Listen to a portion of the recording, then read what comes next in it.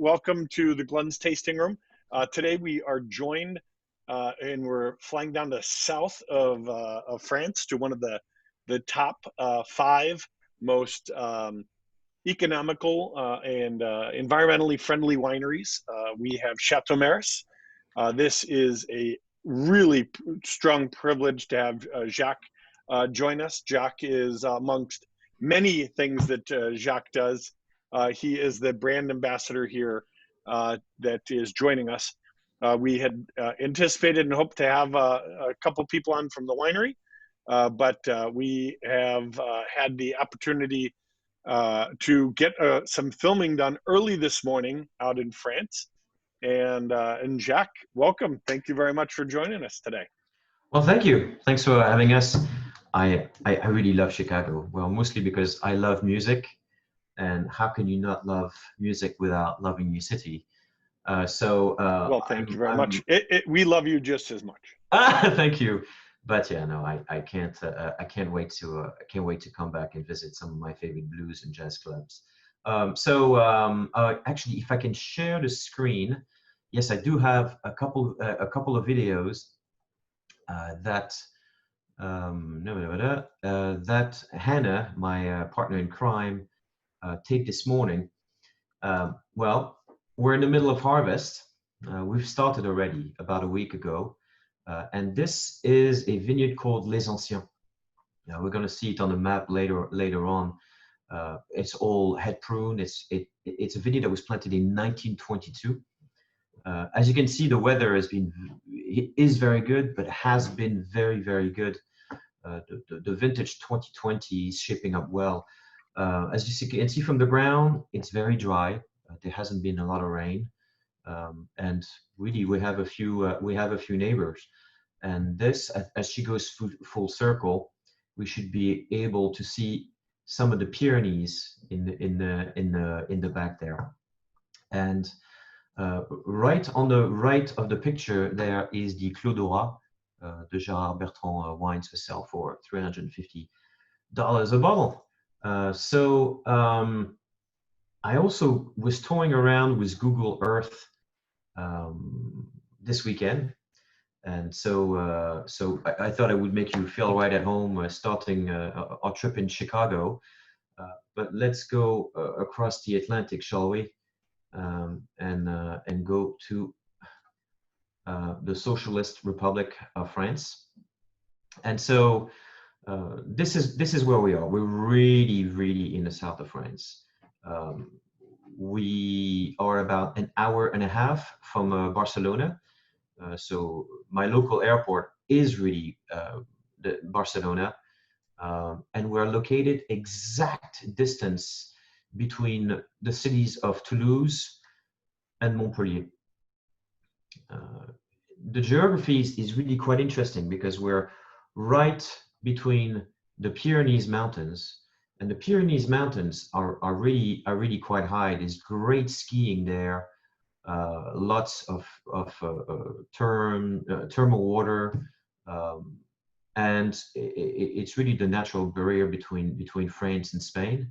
And also to the north of us, we have the Black Mountains. And these are called the Black Mountains because the sun sets right here for us in the west, and they turn in incredible peach black colors. And the Pic du Nord here, which is the highest mountain, goes to 1,000 meters. So I guess that's about 3,000 feet. And so we do get a lot of wind. What we get is the Gulf Stream that comes from the Gulf of Mexico and funnels in that valley here. And so it's really quite dry, and to be organic, it really helps us. The climate is also very Mediterranean. We're about 40 minutes away from Narbonne, which is the great Roman port of Narbonne. This used to be a port actually, but it got silted in the Middle Ages, so they stopped using it. And this, let me zoom in a little bit. This is the Minervois. So the Minervois, we're in the Languedoc. So the Languedoc to this day, it's an ocean of wine.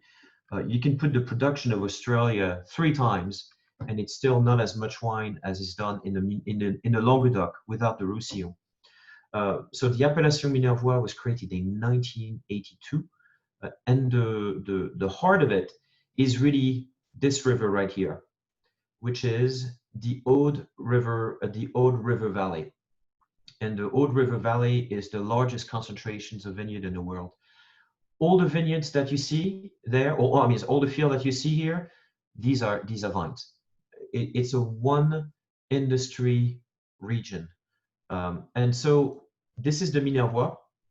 And in 1998, the ENOC, the Appellation Board of France, accepted La Livinière's request to be granted its own AOP.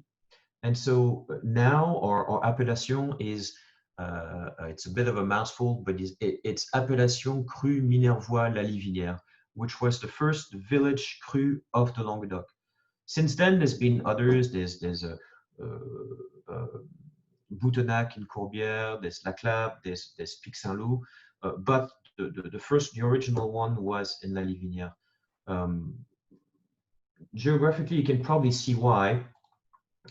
It's right on the hillside. Hang on, let me see. This is pretty much the extent of the AOC. And so Chateau Maris, I know it says chateau in the name, but sadly there is no castle or Labrador or swimming pool. It was an old dusty winery on the side of a hill in the town of La Livinière, and 17 different vineyard sites. And so it is what we call in French a domaine de village. So it was not a tourist destination. This is agriculture. This was always a farm.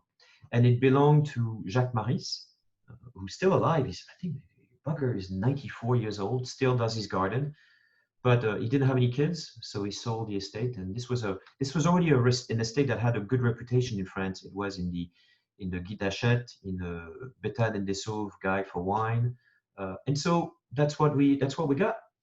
And we got the vineyard that I was just showing you is this one right here, Les Anciens.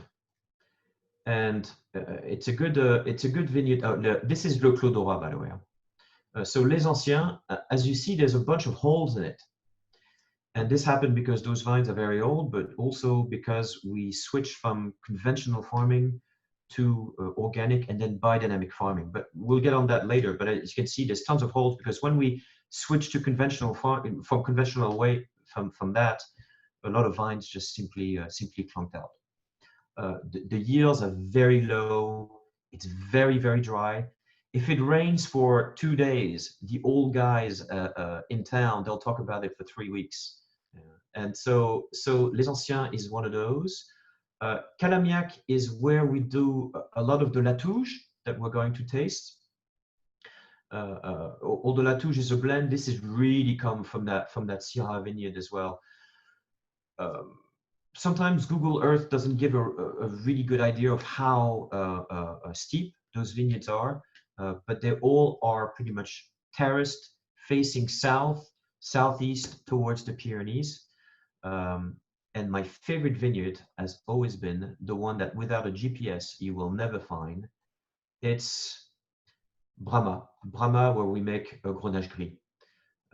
As you can see from that picture, density population is pretty darn near zero, but you have a lot of guys making really great sausage and great cheese in the region, and that's all that it's all that matters. But I can't oversell the beauty, the rawness of the region. It's not Provence. It doesn't have the tourist trade. There's no hotel. There's no casinos. Even the town of La Livinière, it's 300 people. That's it. And as I said earlier, those 300 people are all connected in the wine business. They all owned either vineyards, or they drive the truck, or deliver the pallets, or print some labels. So, and the one as well that we're going to try later on is Les Planels, which is this one right here. And right behind it is our winery. But again, we'll get to that in a minute. So oh yeah, I forgot. We are right outside as well, and this is one of the thing that makes the region famous. We're right outside of Carcassonne. So driving like a Frenchman, this would be 20 minutes away. And Carcassonne is famous for cassoulet. So if duck fat is part of your new healthy lifestyle, this is the town for you. And if it isn't, it really should be. Exactly. For this is a UNESCO World Heritage Site.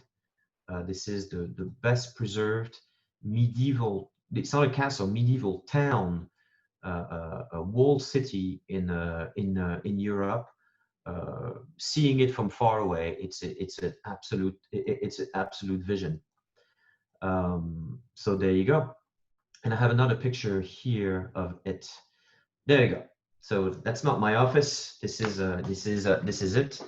And so the region really is also has also an incredible history, most notably in the Middle Ages. This was what we call Qatar country, and the Qatar was a religion, was an offshoot of the Catholic Church. No, sorry, yeah, of the Christian Church, and they did one major mistake, which was to get very, very wealthy in the 13th century, and they were declared heretics by the Pope. And the First Crusade, we always think as the First Crusades as the one in Jerusalem, but not at all. The First Crusade was the Croisade Ariégeoise, which was in the Languedoc, and it started in about 1205, where Simon de Beaufort was sent with the French army, because this was not France. This was more attached to Catalonia, and even culturally, the region is still attached to Catalonia. The flag of the region is also red and yellow. And so the French army descended on Béziers, on Carcassonne, and laid siege to all these towns. And the Inquisition that followed was really quite thorough. So that we know very little of even how they worship. But the logo on our bottles that you see here is a representation of the Qatar cross that you see on the left. To it, we've added the 4 elements and also a circle of completion. So it's a little bit of 12th century mysticism and Carl Jung. And in the city of Béziers, which was the siege from the French army lasted, I think, 6 months. And finally, the French army broke the walls of the city. And someone asked Simon de Beaufort, well, how are we going to tell the difference between the Catars and the Catholic that are intermarry or live together? And Simon de Beaufort famously said, just kill them all. God will find its own. And they did. And well, you know, they didn't call it the Middle Ages for nothing. Huh? So 4,000 people later, the city fell, and the region was reattached to France. Even if you go much further in town, this is a very impressive city of La Livinière. If you break the name of our town to the Latin root, there's a guy in town that did some research, and he found that Cicero had wrote about our city as the first consul of Rome as making wines of particular quality. And so La Livini, which meant the wine cellar at the time. And so we know that the vineyards that we work on have been growing grapes for 2,000 years. And there's something really humbling about it, isn't it? When you're pruning vines, and yes, you have better equipment. Yes, you have hydraulic or pneumatic cutters, but you're doing the exact same gesture that people have been doing since Julius Caesar conquered Gaul. So yes, you are more the custodian of the land. There are hundreds of generations that worked it before you, and we're trying to make this business generational. We can be we can be a bit egocentric about our place in history and in the world. So this is our town at rush hour. A lot of these stones, the buildings are destroyed and rebuilt with the same stones. So some of them, these stones have been cut over 1,000 years ago. And so at ground level, this is also one of our vineyards. Just want to get into a little bit of the viticulture and why we came to organic and biodynamic. We came to biodynamic because this is at the end of the day the south of France, and we got screwed. And well, most of France has used, and really even to this day, 95% of the wine world or viticultural world uses chemical, insecticide, pesticides, and above all, fertilizer, petroleum-based fertilizer. And so what we found is that the previous owners had boosted. It's still a business, and in the Languedoc, as you know, the wines are pretty cheap. So to boost yield, well, they used a lot of fertilizer, and we found that it had completely depleted the soils. We think of soil as not alive, but it is teeming with life, with microbiotic life. The first vintages, we tried those grapes, and they were terrible because it had been overused. And so the only way that we found to really bring back things to life was through lots and lots of shit. And so we bought compost from Roquefort when they make the cheese, and we started making experiments. We were helped in that matter by Francis Boucher, who was a great consultant in biodynamics, and he helped many estates to convert to biodynamic.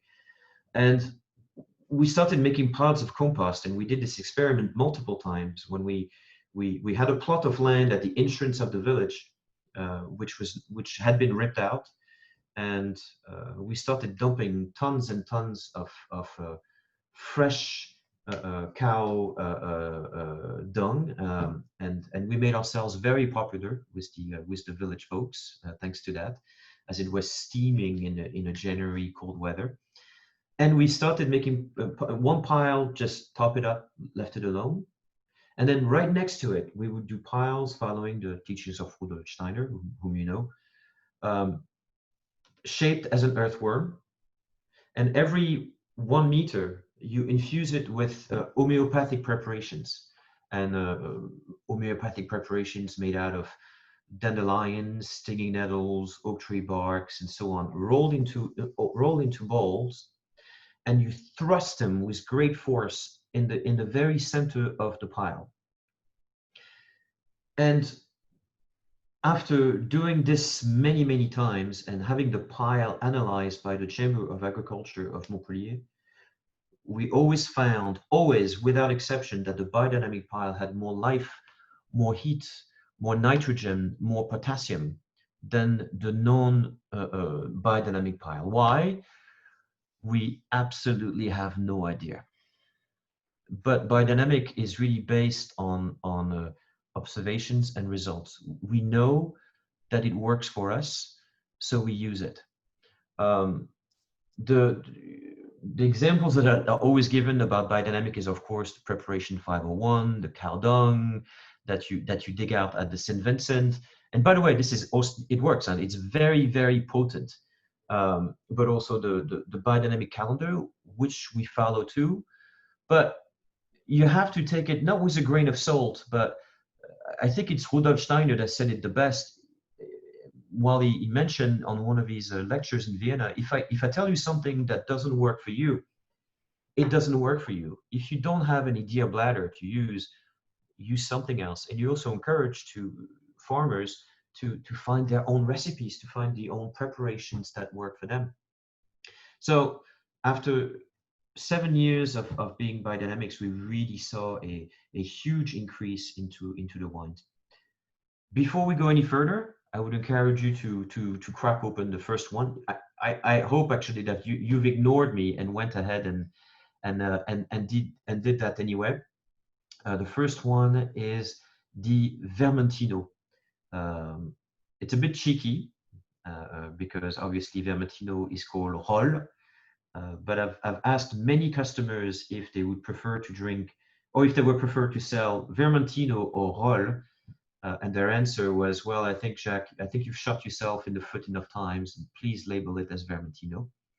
And so that's what we did. And my wife is Italian, so yeah, we can do that. And actually, there's a lot of Vermentino labeled and produced in France and in Corsica. But it's a light, crisp. There's something particular about this wine, by the way, is that usually, as you know, Roll always makes a great crisp aperitif wine, but on the palate, as far as fruit is concerned and feel, it can be a bit lean, a bit austere. So to add some matière to the wine, what we did skin contact, very short skin contact, just a few hours, but really suddenly it filled the mid palate and added a bit more oiliness to the wine. I love this wine with marinated anchovies, but it really was meant for us to be an aperitif wine. There was a rating by the wine enthusiast that just came out, and I was very excited about it because it came out last week, and it was for the Vermentino, which was a best buy with 90 points. But as it turns out, it was the 2018 that I sent them last year. So always a good one. So where were we? So organic is important to us, and I'm sure your customers in restaurants or stores probably ask you the same question, which is, does it mean anything? And rightly so. There's a lot of it can be really confusing seeing it from the outside. So on our labels and on our communication, we try to be as clear as possible. I mean, are we in love with certification? No, we're not. You know, these are, unless we forget, these are businesses, these are independent third parties that we pay.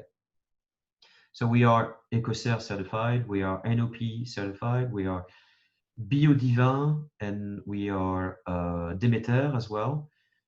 But we find that without certification, then really anything goes. With certification, there is some serious control on our land, on our machinery, simply on our wines. And also, to make it even clearer, I know this looks profoundly boring what's on the screen right now, but this is an independent lab in Lézignan-Corbière, and this is the analysis of La Touge from a few years ago. We commission and we publish on our website the complete analysis of our wines. So all the 80 products that you would find in conventional wines are tested, and they can push their machines down to 0.002 parts per million. And when on the result column it says ND, it means that they couldn't even find that. So we're lucky because we are slightly isolated from other neighbors, and so we're able to show that in the commentary by the lab, there is not a single trace of chemical found in those wines. And we do this for all our wines. Does it make the wine better? Well, I mean, we think we do, but not necessarily. But we'll get to that in a minute. So my business partner, sadly, is British. You know, nobody's perfect. And his name is Robert Eden, and so being British is a horse crazy, and this is one of the estate horses. This is we have Carabi, but this is Malicieuse. We have two Percherons that weighs a ton each, and as you can see there, this is really not a plow. What we did, we do light tilling on the land, and as a matter of fact, we've stopped plowing. This is a picture taken from a few years ago. I'm just reverting to it because this is a good one. What we've done is that plowing is a violent action. You are disturbing the vine. nobody wants to be, produce fruit when it's disturbed or stressed. And also, we have a huge problem with dryness. If anybody doubts climate change, they should come and stay with us for a while. We really seeing more and more the effects of it. So what we do cover crop, and this that you see on that picture, it's snow peas, mustard. And actually, I was having problems taking that picture because I was being chased by bees. But this is what you want. It always shocks me when you go and visit the vineyard and you don't hear anything, you don't feel anything. And how do you want to produce a wine that has life from an environment that doesn't have any life? And so we also grow bulgur, 5 kinds of cereals. And what we do now, instead of having one being tilled, being plowed, and one where it's cover crop, we do cover crop on every row. We we flatten the cover crop instead of cutting it, and we're resowing cover crop continually on the vineyard. So weed don't have space to establish themselves. We don't open the land so that we don't use humidity, and we don't disturb the plants. Plants feel things. Plants are sensing beings, and I'll go even further. Plants have a soul, and we know this, and you'll have to blame Joe for it because he encouraged me to go there into why we are into biodynamics. That's a mimosa leaf. It's in flower and blooming right now. But once you touch, I don't know if any of you have ever touched a mimosa leaf. What it does, it automatically retracts. It can feel that it's being in danger. Okay, you can argue that this is a normal reflex created over many millions of years of development. But an Italian scientist very smartly took some mimosas, put them in a pot, and started dropping the pot onto a bed of foam. Every time the plant would retract. And this went on, the experiment went on for hours and hours and hours, until such time when the plant stopped retracting. That's called habitual intelligence. The plant had learned very quickly that it was not in danger and had adapted to its environment at a speed that wasn't anticipated. Many of you have seen vineyards growing during growing season, and you can see the branches reaching for the metal wires. How do they know it's there? If you plant a vine and you put a stick to the right of it, the plant will automatically go to the right of it. How does it sense that? We have there's an entire realm of plant intelligence that we don't know. And at Maris, what we did, we tried to go back as well to cover crop on every row, and also planting companion plants like other fruit trees. And we started planting apricot trees in the middle of the rows, because some of them have a very big spacing, so that you're not in monoculture. And on the side of the vineyards, if you come and visit, you'll see the vineyards are so rocky that previous generation have built these huge walls of rocks on the side. So there was one vineyard where we had to build a wall. The wall is closer to the vine than others, so we had to plant the apricot trees closer to the vine. And in some vineyards, we've replanted new vines in the middle of the old vines. And those apricot trees were clonking out. They were not taking roots and not feeding themselves properly. And we couldn't understand why it was happening. And at some point, we have to dig them out. They're dying off anyway.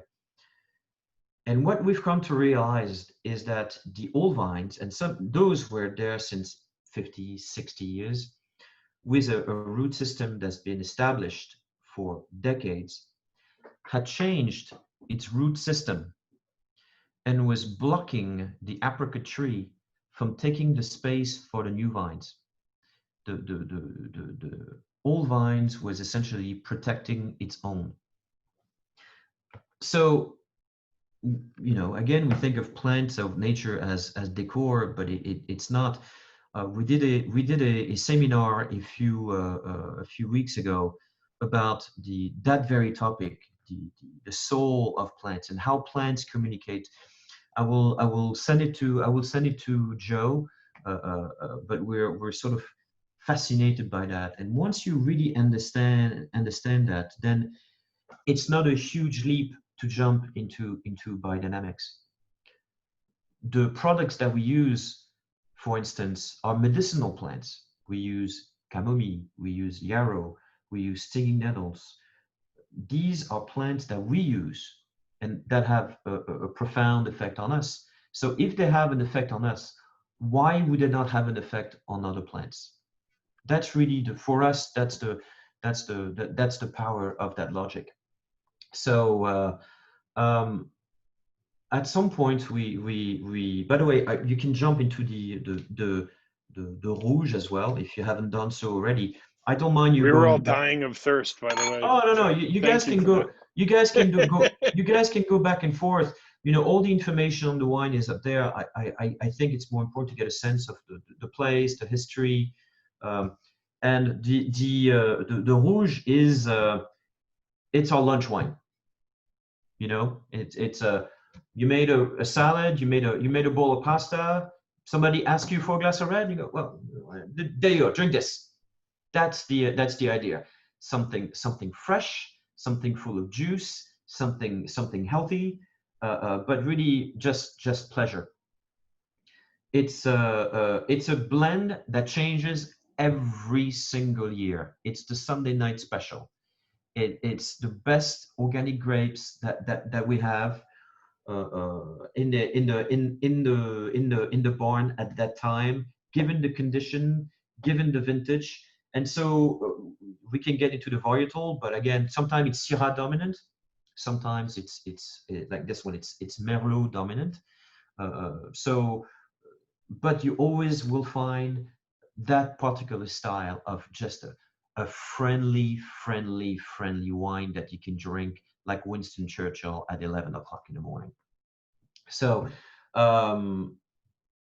once we were the first estate to be certified biodynamic in the region, and we wanted to push things a bit further. And so we sold our old winery to none other than Jean-Michel Caz from Lynch-Bage. So if you see L'Hostal Caz, these are wines are made in our old winery, and we started building this very boring looking structure on the side of the hill. We thought we would finish in 6 months. It took us 7 years from the time we first dug in to the time that we moved the wines in, and it turned into a nightmare of epic proportion. Never be the first one to do something. Please heed my advice. I can give you a small tour actually, because Hannah also sent me a small video this morning of a walkthrough. And as I mentioned, it's a bit loud, but we're in the middle of harvest. So here, everything is picked by hand, and everything goes on a vibrating sorting table. So this is the reception. This is the reception area, and then Hannah is walking through the fermentation room. So we use a lot of food that you can see there, these cone-shaped oak vats, which are great because sometimes you can close the top and age the wine on top of them. And then as you go deeper into the building, then really where we are now, we're underneath the hill. Then we go into the Easter egg room. We have about 13 of those, and then you have all the barrels. We use a lot of these double barrels right now. Like there's a lot of 224s in them, and we have 1,000 and 1,500 liter eggs that are there, where all the Grenache, and this is fun, and all the Syrah Grenache goes. And this is the air tunnel. I'm going to pause right there. So behind that, that's the hill. There's an air tunnel, and as you see near the door frame, that's doesn't look like concrete, because it is absolutely not concrete. As a matter of fact, the building doesn't have any concrete at all. Whoops, I've lost myself there. It took us 7 years because the building is made entirely out of cannabis fiber. It's hemp mixed with lime and molasses. So it's a sugar base fixer. And then we mold it into bricks that weigh 20 pounds. So I know Robert looks like he's straining under the weight there, but it really doesn't weigh anything at all. Very light, very strong, but it allows us to do a few things, which was to create a building that has, that is first of all biodegradable. We could plow the entire thing back into the vineyard and use it as fertilizer. It's full of lime. It's also energy self-sufficient because hemp, despite the very obvious jokes, has amazing geothermal properties. And so it allows us to have a building with no heating and no air conditioning.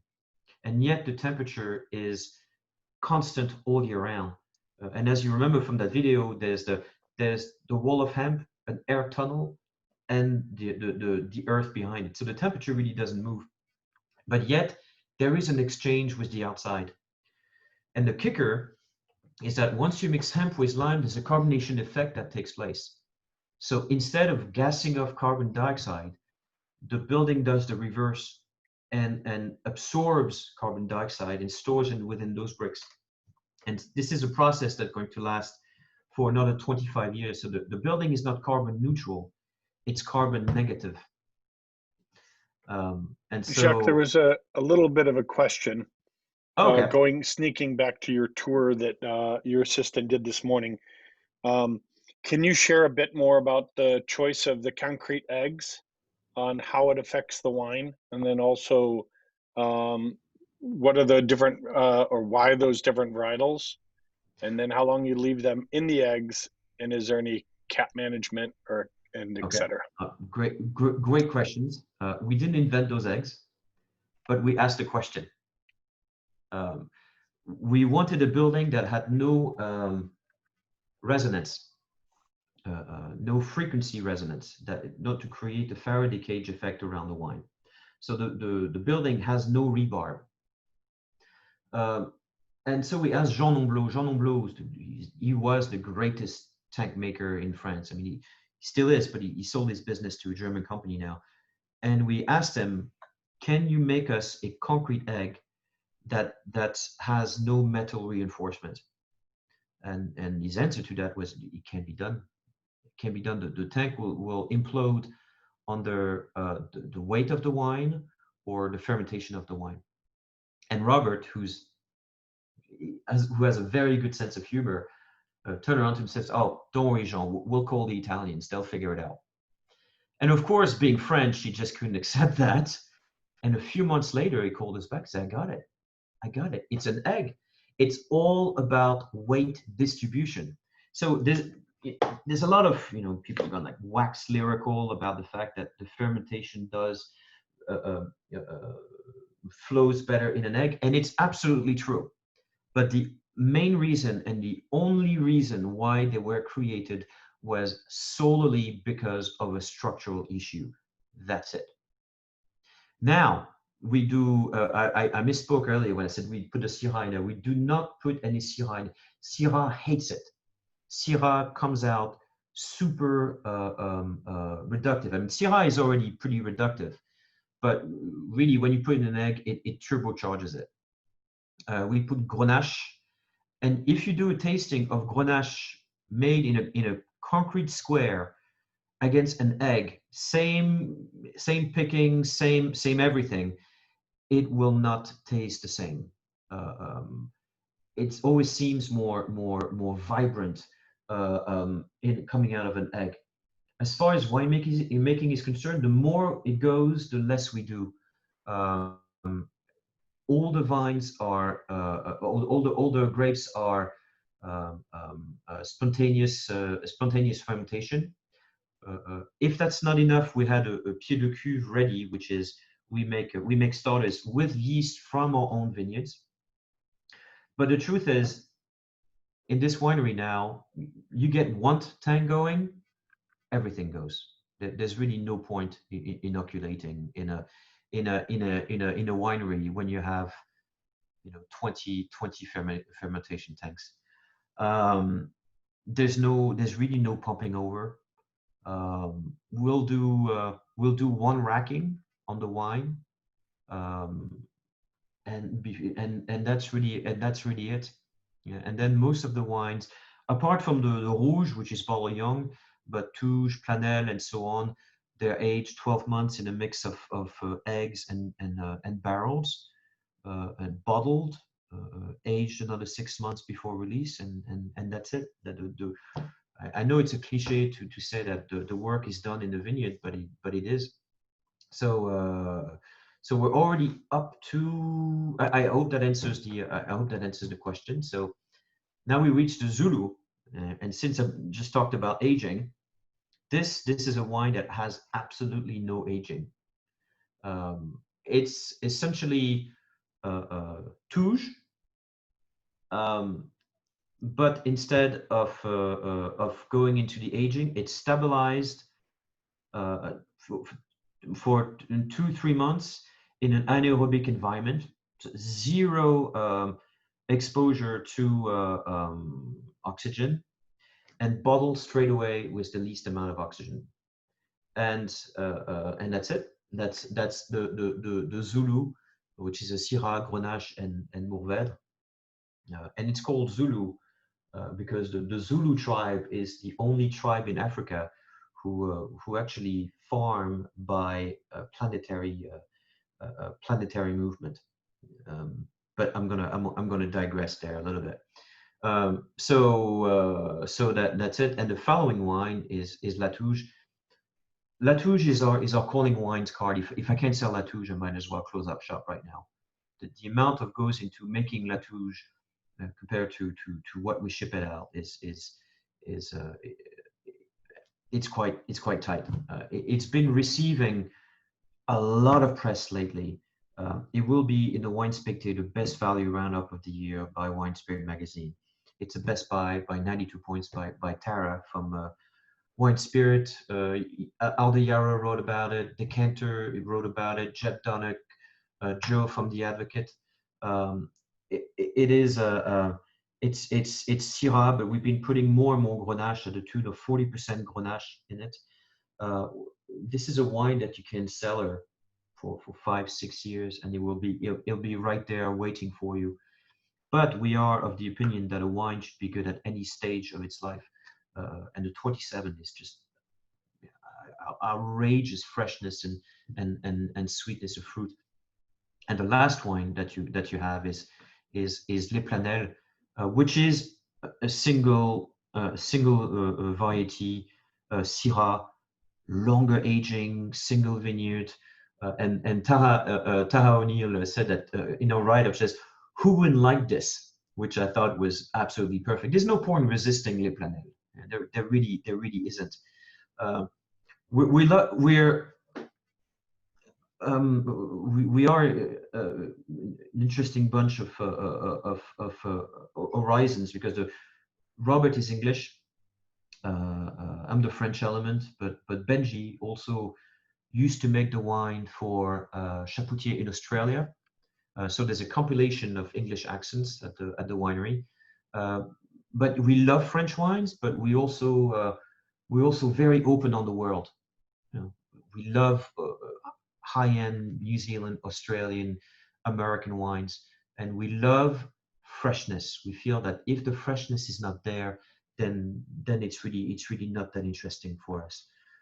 So we try to make wines from the terroir, but that are fruit driven, simply because of a personal preference for them. We were in the June issue of the Wine Spirit magazine.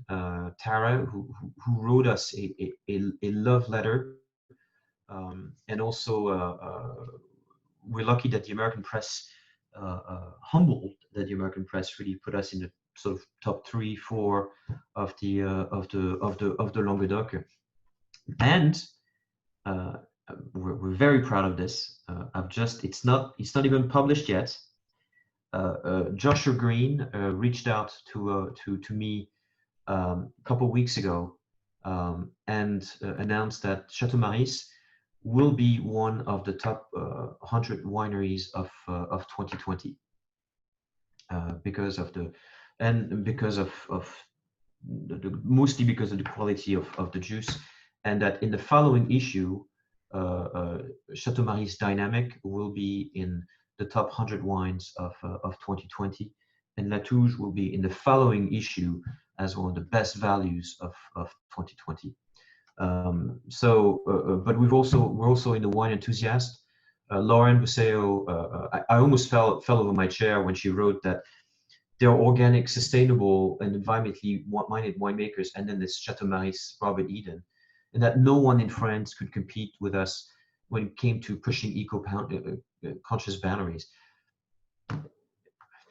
It was such a really big statement. And also she mentioned that we are the first and only certified B Corp winery in Europe.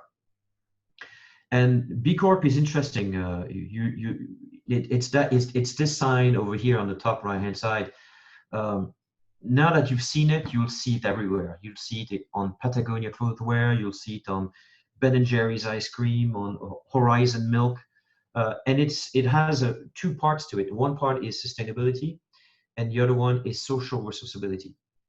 And so you have to open all your books to these guys. They come and visit, and they do interviews of your employees as well. And we are so obsessed in this industry about how the grapes are treated, how the vineyards are treated, but we often don't talk about who made the damn wine. And all of our employees, 12 of them, have been with us for an average of 10 years. They all have full medical insurance. They all have, all the farm workers have full retirement plans. They all have a minimum of 5 weeks vacation. So you put this in contrast with other regions.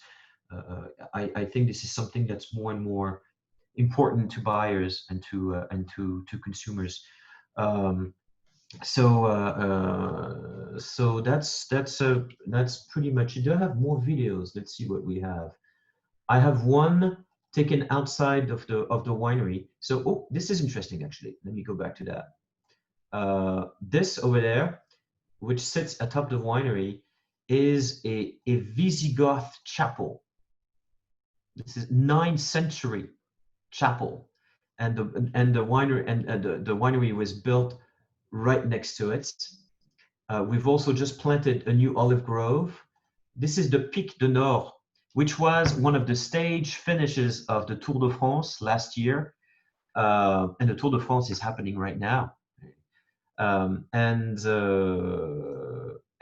this is it. This is the hill. This is the hill where most of the vineyards are, and the village of La Livinière is somewhere here. And this is a dry lake right now, but we don't use any water at the winery as well. And all the water, I mean, there's no irrigation. It's all dry farm. It's not like in the Riverland district in Australia, when it takes them 30 liters of water to make 1 liter of wine. And all the water that we use at the winery goes through a system of filtration through plants that you see there. And then as it turns, then you realize how boring the building really looks. It would look right at home at O'Hare Airport, but everything that you see, rooftop, ceiling, partitions, everything is made out of hemp. Jacque, what Uh, is the altitude of the winery? Imagine um, with the Tour de France and with the so location, it's got to have some pretty good altitude. sure, yeah. The winery is at about 300 meters, so 950 feet, something like that. I think I'm getting my feet right. I'm never comfortable with that, but it's at 350 meters. But Okay. the Pic du Nord goes to 1,000 meters, so it's a big climb. It's a big climb. So as I said, with the valley is nudged between that on the north and the Pyrenees mountain that you see at the south of us, and half the year you see the snowy the snowy peak at a distance. Um, and actually, you know what? I want to show another picture, which is this one right here. It really changed my perception of where we are. Does anybody know what this is? This was a picture taken in 1991. It was taken by um, Voyager 1, which was sent into space in 1977 by NASA. And after traveling for years and years and years, having passed Neptune, Jupiter and Neptune, and on its way to leaving the solar system, the machine was running out of batteries, and Carl Sagan convinced NASA to turn the ship around and snap one last picture of Earth. And so this is it. This little speck of dust lost in a sun ray. Every blowhard supplier, every politician, every conqueror, every rock star, every war, every folly of man. That's us. That's it. And so it really puts into perspective how fragile and how much we should care for a little speck of dust. It's something that's very important to us. But more importantly, I always said you can be as sustainable, organic as you want to be. If the wine suck, the conversation ends very, very, very quickly. And our goal is to foremost make delicious wine. If your customers then realize that this is organic, that this is biodynamic, great. But this is not why we do it. We do it to make better wines. We're not making wine to be biodynamic. We're biodynamic in order to make better wine and more profound wines that are more connected with the plant world. Well, I hope you enjoy our wines as much as we enjoy making them. But we try to make wines that are healthier as well for the vineyard, for the vine, for the earth, and for you. Fantastic. I would applaud you in the depth that I asked you to go into the biodynamics and the importance and what makes you guys different. And Jacque, you crushed it. You did exactly that. I'm guessing that there's some questions maybe potentially about the wines that might want to dig in a little deeper, or definitely one area that is consistently the case is people asking questions about biodynamics, as it is something that, even though it's been around for as long as it has, it's still quite mythical to even the people that know most about it. But it really kind of delves into reality and into just simple factual nature. There are a million questions on it. So if anybody has any questions, I would be absolutely thrilled if everyone just kind of unmuted and popped any questions you have in regards to the wines or in regards to biodynamics or the winery. Yeah. Or you can also throw them in chat if you've already started. I can speak a few words about that. One thing that really resonated with us as well was biodynamic really dates to about 1920, right after the war, and Bouillie Bordelaise had been invented in the late 19th century. there were already cases of metal poisoning of the subsoil that Bordeaux is still dealing with. And so farmers themselves went to Rudolf Steiner, who was already famous for creating communication through dance with Euromix and the Waldorf School of Education in Montessori and so on. Really fascinating guy. But one of his first lectures in Vienna, he made the point that farmers that were using chemicals, i.e. products that have no life, were morally failing their customers. And the reasoning behind that was that by adding a product that has no life, you end up with a lack of life, demonstrated lack of life, of macrobiotic life within the soil.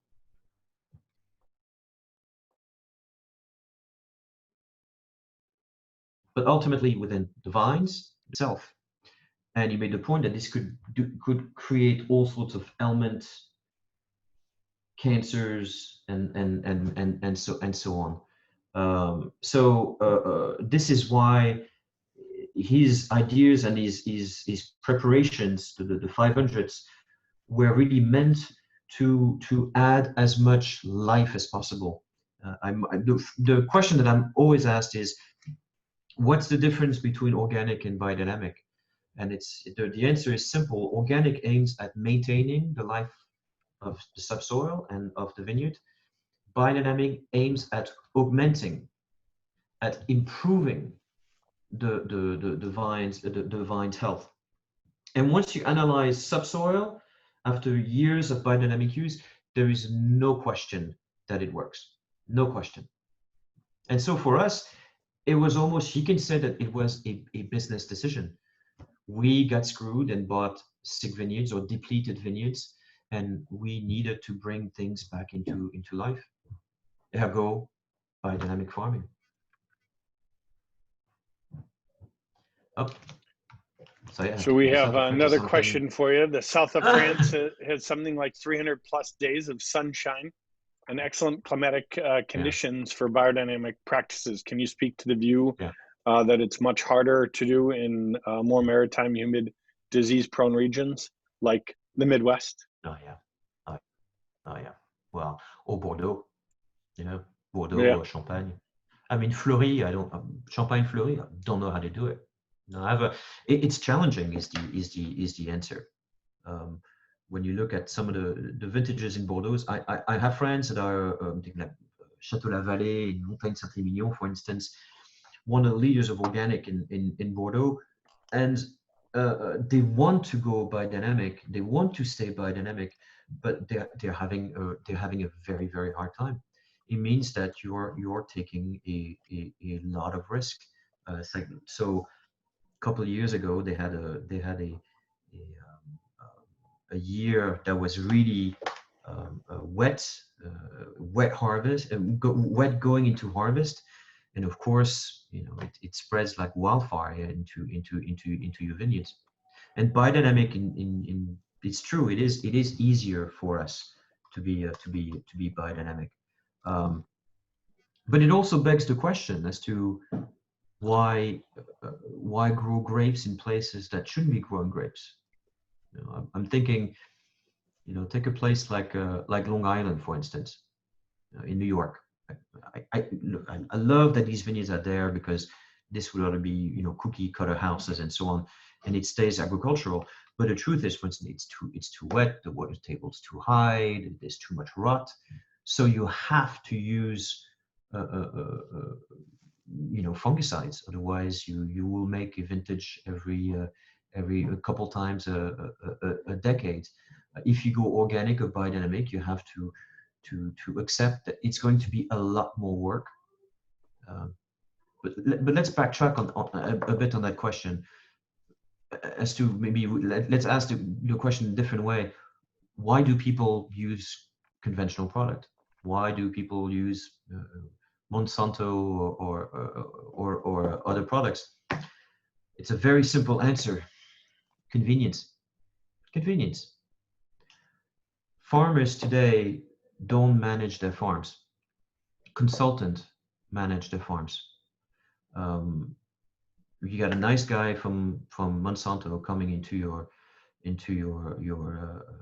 farm, and you know he gives you a product. Says, "Hey, Jacques, here, use this on this date and that date.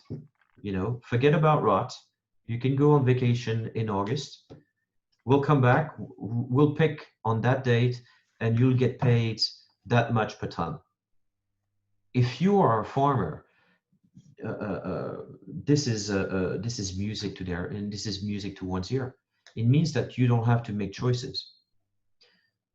Organic, you have to make choices, and you have to be present.